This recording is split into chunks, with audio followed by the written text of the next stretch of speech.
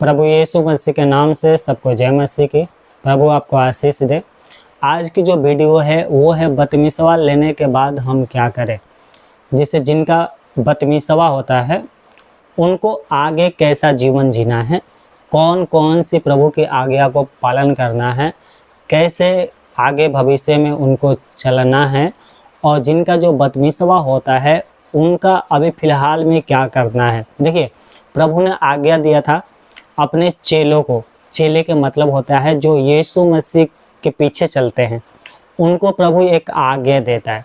जितने प्रभु यीशु मसीह की वचन को मानते हैं, यीशु मसीह की शिक्षा को ग्रहण किया, प्रभु यीशु मसीह को ग्रहण किया और उसको स्वीकार किया, तो उनके लिए क्या होता है, एक बपतिस्मा होता है। जो बपतिस्मा के बारे में सब लोगों को पता है। मैं बपतिस्मा के बारे में बहुत सारे वीडियो भी बनाया है, वो आप जाकर चेक कर लेना। बपतिस्मा कब से स्टार्ट हुआ? यूहन्ना से। अगर पुराने नियम से ले तो हम पुराने नियम हम देखते हैं, जब लाल समुंदर इजरायली पार कर रहे थे तो बादल के द्वारा वहाँ पर सबका बपतिस्मा हुआ था, जिसे पौलुस समझाते हैं, ठीक है। पर नया नियम में बपतिस्मा क्या है, पानी में डुबकी लगाना और फिर ऊपर आना, ऐसे बपतिस्मा होता था। पानी में क्या करते थे लोग, ये मानना था कि जो कोई यीशु मसीह के नाम से, देखो यीशु मसीह स्वर्ग में चला गया, उसके बाद जितने लोग बपतिस्मा लिए, बपतिस्मा का मतलब होता है कि हम यीशु मसीह के साथ क्या है, दुख उठाए। दुख उठाने का मतलब जैसे यीशु मसीह मारा गया, गाड़ा गया, वैसे ही हम भी बपतिस्मा के द्वारा गाड़े गए। जैसे प्रभु यीशु मरे हुए में से जी उठा, उसी प्रकार जब हमारा बपतिस्मा हो जाता है तो हम भी प्रभु में जब क्या है, मर जाते हैं। और फिर क्या, जैसे प्रभु जिंदा हुआ तो जब प्रभु आएगा वैसे हम भी जिंदा हो जाएंगे। ऐसे प्रभु का ये एक विधि है। यूहन्ना जो एलिया के आत्मा में होकर काम करता था, एक तरह से मान लो कि वो एलिया था यूहन्ना, ठीक है। नया नियम में जो आया था, जो बपतिस्मा देने वाला यूहन्ना था, वो एलिया के आत्मा के द्वारा काम करता था। तो उसको ये माना जाता है कि ये स्वयं क्या था, यूहन्ना एलिया था, जो एलिया के आत्मा में होकर काम करता था, ठीक है। शरीर अलग अलग का था, एलिया का शरीर अलग था, यूहन्ना का शरीर अलग था, पर आत्मा एक ही था। जो आत्मा एलिया के ऊपर था वही आत्मा यूहन्ना के ऊपर था। और प्रभु ने आज्ञा दिया था, परमेश्वर ने, कि जितने जा इजरायलियों में प्रचार कर, लोगों को बता, और जो अपनी पापों को मानेंगे और पछताव करेंगे उनके लिए एक बपतिस्मा परमेश्वर ने चिन्ह ठहराया।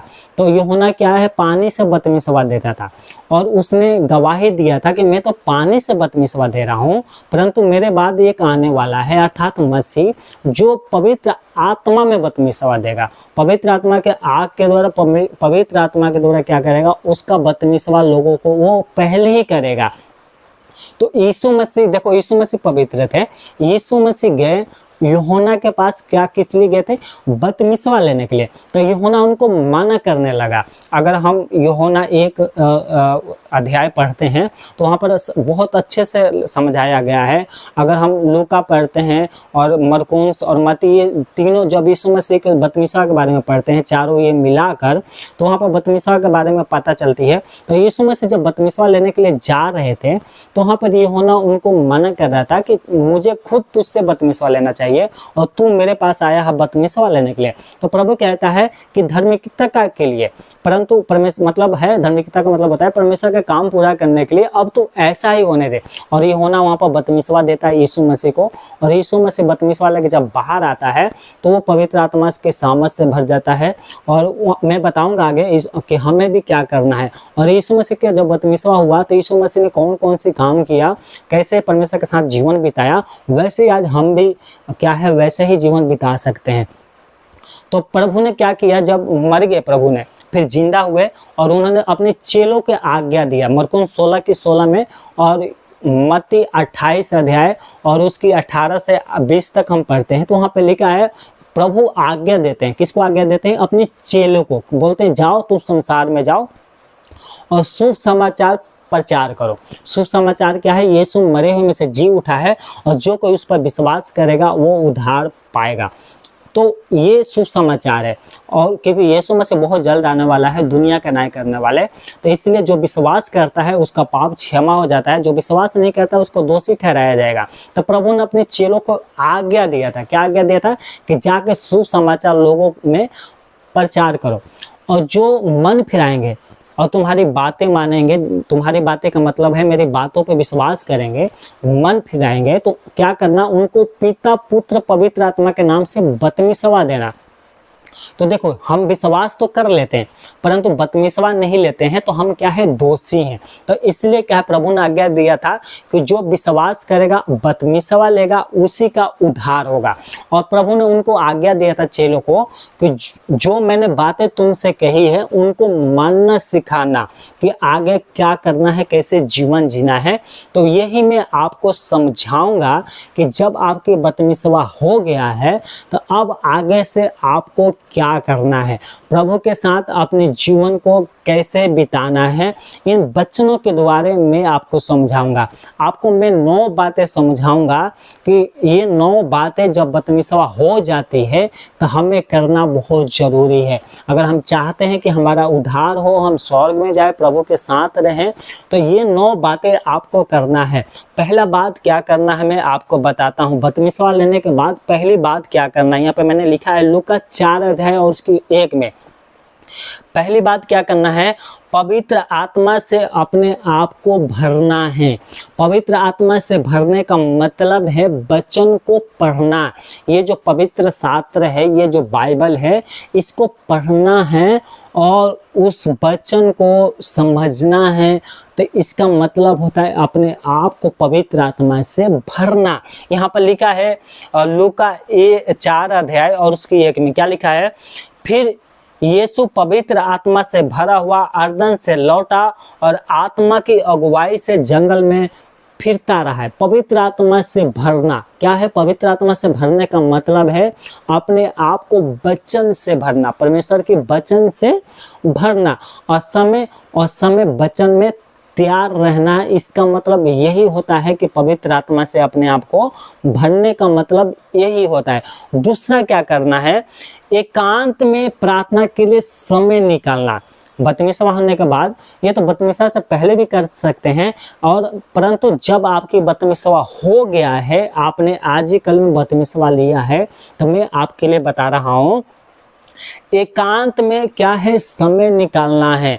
देखो यीशु मसीह के जब लूका 4 अध्याय पढ़ते हैं तो यीशु मसीह के जब बपतिस्मा हुआ था तो वहाँ पर यीशु मसीह ने 40 दिन तक परमेश्वर के लिए अपने एकांत में, क्या है, जंगल में, लिखा है जंगल में एकांत में, ओके क्यों गया था एकांत में, प्रार्थना करने के लिए। तो वैसे ही आपको भी क्या है, प्रार्थना में जीवन बिताना है।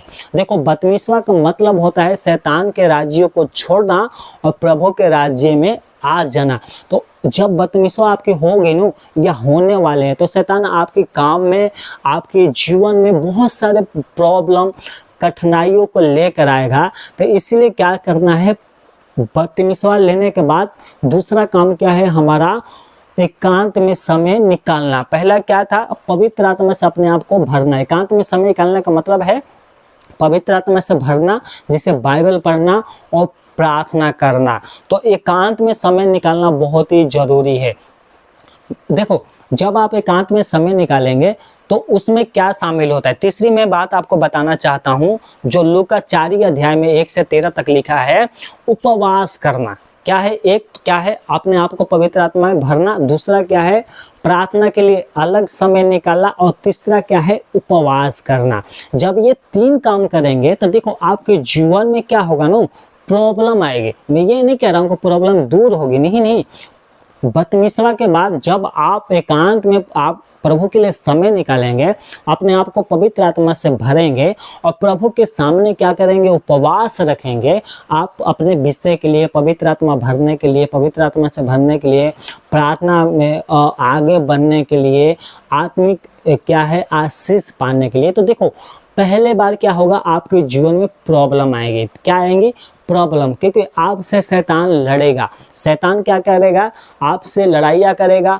आपकी आर्थिक प्रॉब्लम है ना, काम में प्रॉब्लम, शरीर में प्रॉब्लम बहुत क्या है ऊपर उठेगी। मतलब वो सब बाहर आएंगे। क्यों आएंगे, क्योंकि आप विश्वास में कमजोर हो। तो देखो यीशु मसीह की जब बपतिस्मा हुआ था तो एकांत में क्या किया, वो पवित्र आत्मा से भर कर एकांत में प्रार्थना के लिए समय निकाला। और क्या किया उसने क्या किया था, उपवास 40 दिन प्रभु उपवास में रहा था। इसलिए क्या है, आपको भी एकांत में क्या करना है, प्रभु के लिए समय निकालना है, जिससे क्या है आप शैतान से लड़ सको, उसकी कमजोरियों, शैतान की कमजोरियों को जान सको। आप अपने कमजोरियों को भी जान सकते हैं और उन कमजोरियों में क्या करेगा, प्रभु आपको मजबूत करेगा। तो तीसरा काम क्या करना है, उपवास। उपवास के लिए क्या करना है, समय निकालना है। एकांत के लिए प्रार्थना क्या करना है, एकांत में प्रार्थना करना है। एकांत में मतलब अकेले प्रार्थना करना और अपने आप को वचन से भरना है, यानी पवित्र आत्मा से अपने आप को भरना है। अब चौथा काम क्या करना है, तो चौथा काम क्या करना है, परमेश्वर से जो पवित्र आत्मा के बलिदान है। पहला कुरिन्थियों 12 अध्याय उसके 4 से 11 तक पढ़ते हैं तो यहाँ पर 9 प्रकार के वरदान बताया गया है। अगर मैं बता दूं 9 वरदान तो इस प्रकार से है, देखो मैं पढ़ के बता रहा हूँ। क्या लिखा है, पहला है बुद्धि, दूसरा है ज्ञान, तीसरा है विश्वास, चौथा है चंगा, पांचवा है सामर्थ के काम करना और छठवीं है भविष्यवाणी, सातवां है आत्माओं की परख और आठवां है अनेक प्रकार की भाषा के अर्थ बताना और क्या है, आठवां क्या था, अनेक प्रकार की भाषा और 9वां है भाषाओं का अर्थ बताना। तो ये 9 प्रकार के क्या है, वरदान है जो प्रभु ने पवित्र आत्मा के द्वारा हमें दिया है। तो ये क्या है, चौथी बात क्या है, परमेश्वर से मांगो कि पवित्र आत्मा के जो ये 9 वरदान है हमारे जीवन में आए, हमारे जीवन में आए। पर सामर्थ के काम करना, कुछ भी वरदान आप मांग सकते हो प्रभु से। तो ये वरदान बहुत ही जरूरी है, तो आपको क्या करना है, मांगना है। ये क्या है, बपतिस्मा के बाद जब आप एकांत में समय निकालेंगे और प्रभु के पास उपवास रखेंगे, प्रार्थना करेंगे और प्रभु से कहेंगे हे प्रभु ये मुझे 9 वरदान चाहिए, तो प्रभु क्या करेगा, आपको वरदान देगा और आपको बताएगा भी कि आपके 9 में से कौन कौन से वरदान आपको प्रभु ने दिया है। तो इसके लिए क्या है, अलग समय निकालकर प्रभु से प्रार्थना कीजिए तो आपको प्रभु देगा। पांचवी क्या है, पांचवी बात क्या है, कलीसिया की संगति में रहना। कलीसिया की संगति में बहुत जरूरी है।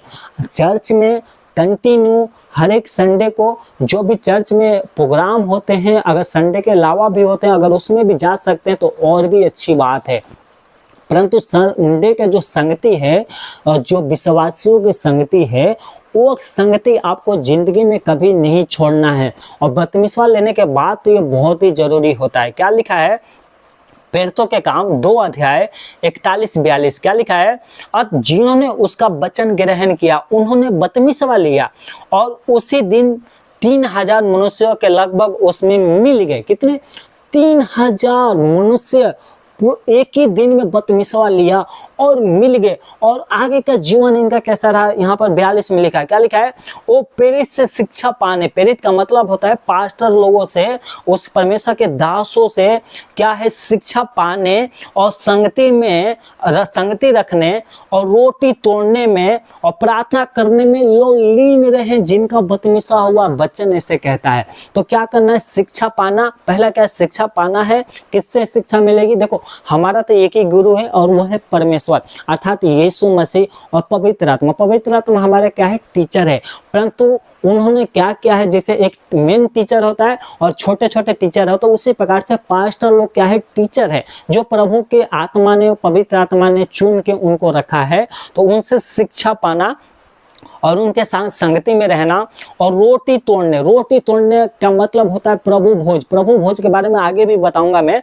तो प्रभु भोज और रोटी तोड़ने में और प्रार्थना करने में क्या है, कंटिन्यू उनका ये प्रार्थना स्टार्ट रहेगी, संगति कंटिन्यू स्टार्ट रहे और इन बातों में ये लोग रहे जिनका बपतिस्मा हुआ था। तो आपको भी क्या है, संगति नहीं छोड़ना है। क्या है, अपना कलीसिया की संगति नहीं छोड़ना है। भाई जन खूब बहुत मजबूरी की बातें आ गई तो आप छोड़ सकते हो, परंतु आप संगति मत छोड़िए। संगति छोड़ेंगे तो एक प्रकार से ये कहावत होगी, जैसे पुराने नियम में बाढ़ आया था और परमेश्वर ने आज्ञा था जितने प्राणी नाव में होंगे वो सब बच जाएंगे, परंतु जितने बाहर होंगे वो सब मर जाएंगे। तो संगति क्या है, कलीसिया का है, नूह का जहाज है। अगर आप संगति छोड़ेंगे तो आप भी मर सकते हैं। इसलिए क्या है, संगति नहीं छोड़ना है।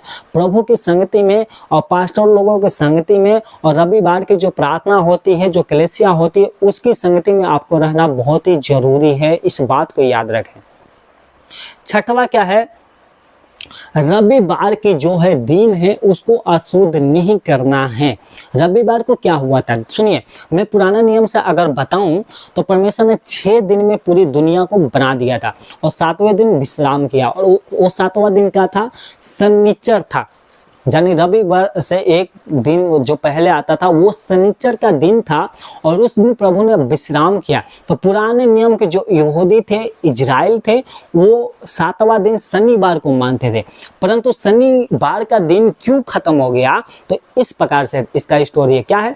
रविवार को यीशु मसीह, देखो शुक्रवार को यीशु मसीह क्रूस पर चढ़ाया गया था, और 3 दिन मरे हुए में क्या है, नीचे था धरती के गोद में, और जो तीसरा दिन था जो रविवार के दिन है, उस दिन मरे हुए से यीशु मसीह जी उठा। और पेटों के काम में बहुत सी ऐसे घटनाएं हैं जो रविवार को लोग क्या होते थे, इकट्ठे होते थे और प्रभु की रोटी तोड़ते थे और संगति करते थे। तो रविवार क्या है? प्रभु का दिन है, यीशु मसीह का दिन है, जो संडे का दिन है। तो संडे का दिन अशुद्ध नहीं करना है। संडे को दिन क्या है? परमेश्वर का पवित्र किया हुआ जो शनिवार का दिन था वो अब रविवार को हो गया है। तो रविवार को जो परमेश्वर का दिन, शुद्ध किया हुआ दिन है, और जिस दिन प्रभु यीशु मसीह मरे हुए में से जी उठा, और वो रविवार हमारे लिए है।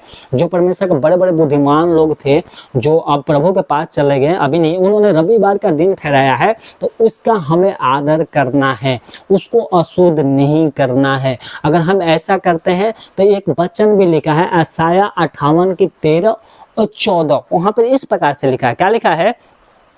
13 में 58 की 13, यशायाह 58 की 13 में लिखा, यदि तू विश्राम दिन को अशुद्ध ना करे, अर्थात मेरे उस पवित्र दिन में अपनी इच्छा पूरी करने का अत्यंत ना करे, और विश्राम दिन को अनंत का दिन और यहोवा का पवित्र किया हुआ दिन समझ कर माने, यदि तू उसका सम्मान करके उस दिन अपने ही मार्ग पर ना चले, अपनी ही इच्छा पूरी ना करे और अपनी ही बातें ना बोले, तो तू यहोवा के कारण सुखी होगा, और मैं तुझे देश के ऊंचे ऊंचे स्थानों पर चलने दूंगा, क्योंकि ये यहोवा के मुख से वचन निकला है, ये परमेश्वर का मुख से वचन निकला है। तो ये देखो, पुराने नियम में प्रभु कह रहा है कि आज के दिन को, जो रविवार का दिन है, उसको अशुद्ध नहीं करना है।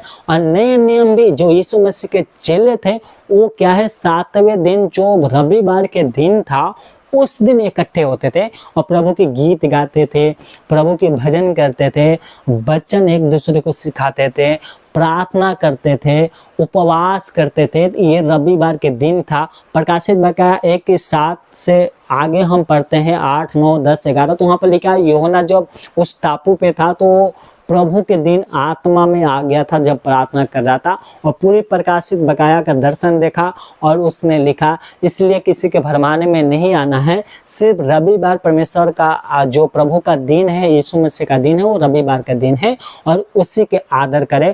ऐसे भी आप अपने घर में कभी भी प्रार्थना रख सकते हो, चाहे कोई भी दिन हो, परंतु रविवार क्या है, पूरे दुनिया में प्रभु के वचन के कारण ही छुट्टी होती है।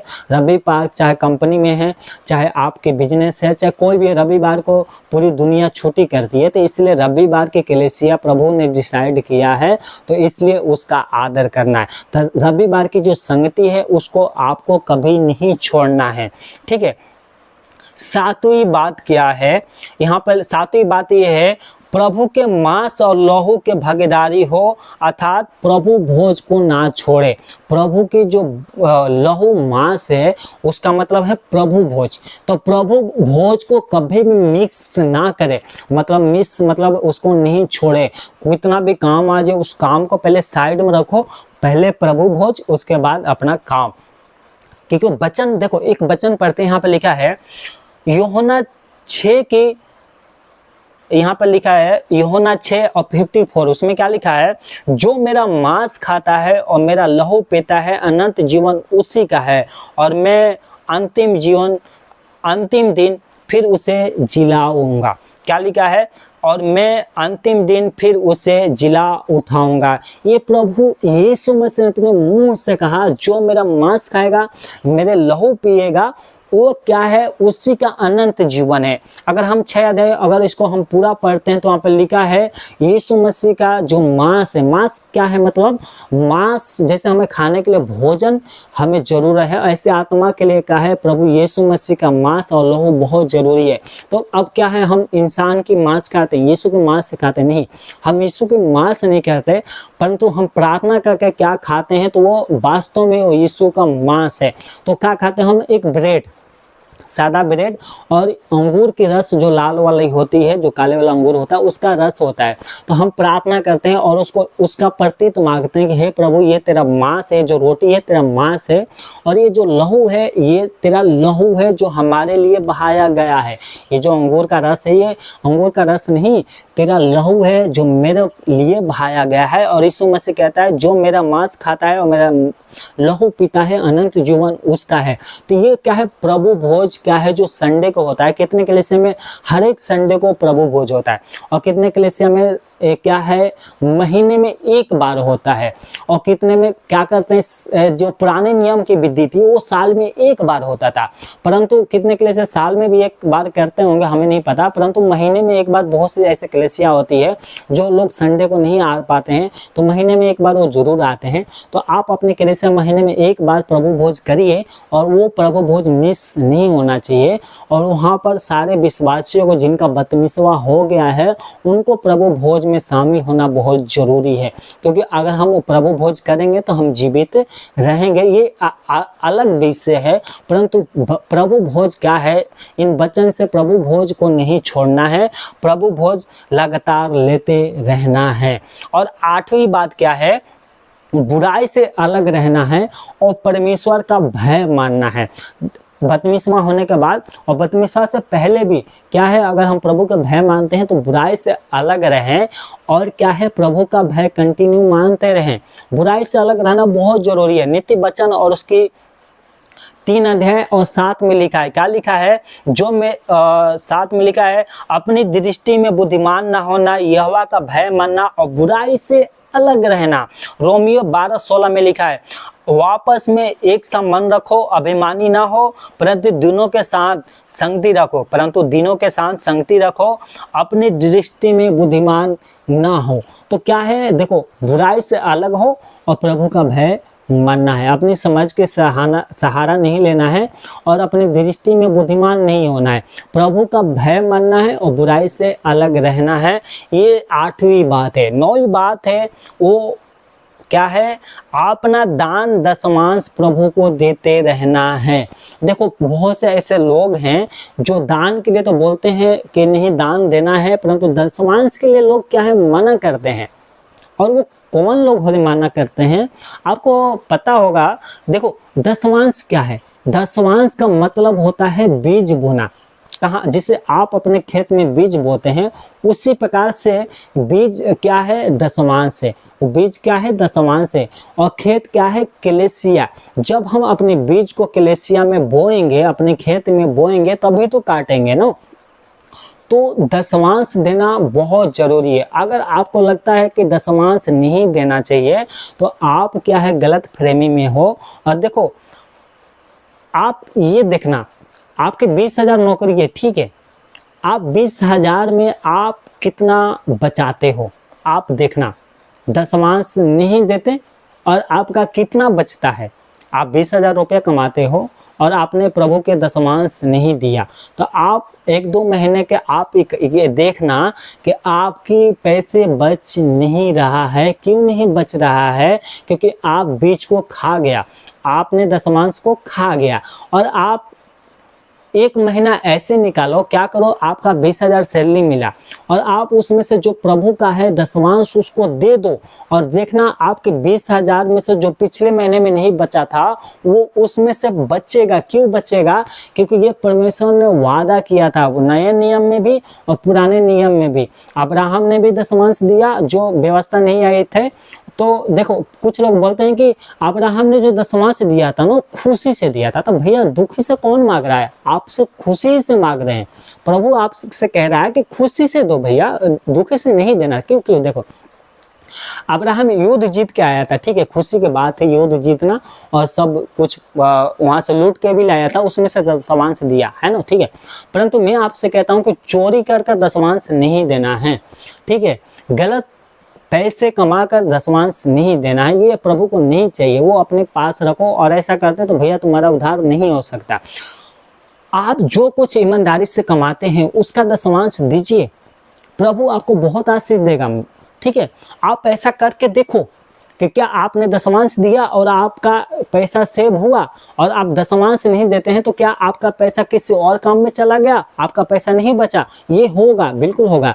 परंतु जब आप दशमांश देंगे तो आपका पैसा फालतू चीज़ों में नहीं जाता है, प्रभु आपको सेव करके रखता है। परंतु आप दशमांश नहीं देते हैं तो उसका क्या है, वो किसी न किसी और काम में वो चला जाता है, वो पैसा आपके पास बचता नहीं है, उससे ज़्यादा ही चल जाता है। इसलिए क्या है, प्रभु के पैसे में प्रभु का जो बीज है, जो आपका बीज है, और प्रभु का जो दशमांश है, उसमें चोरी मत कीजिए।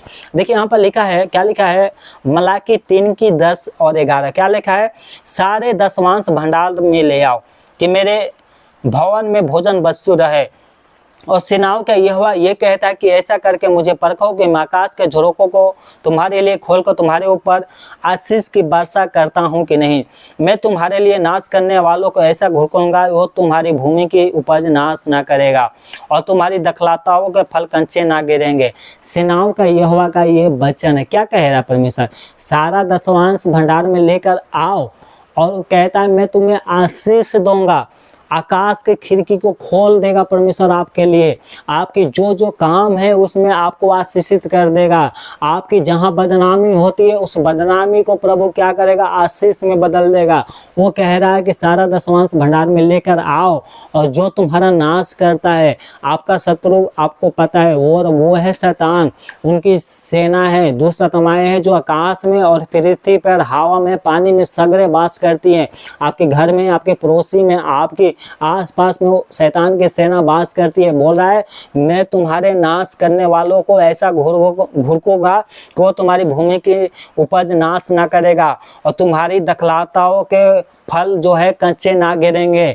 दखलताओं का फल है जहाँ जहाँ आपका नाश हो रहा है, जहाँ जहाँ काम में आशीष नहीं मिल रहा है, उसमें आशीष देना स्टार्ट कर देगा। ये परमेश्वर सेनाओं का यहोवा का वचन है। तो देखो, दूसरे के भरमावे में न आओ। ये दशमांश क्या होता है, देखो आप जो दशमांश देते हैं उससे क्या होता है, प्रभु की सेवकाई आगे बढ़ती है।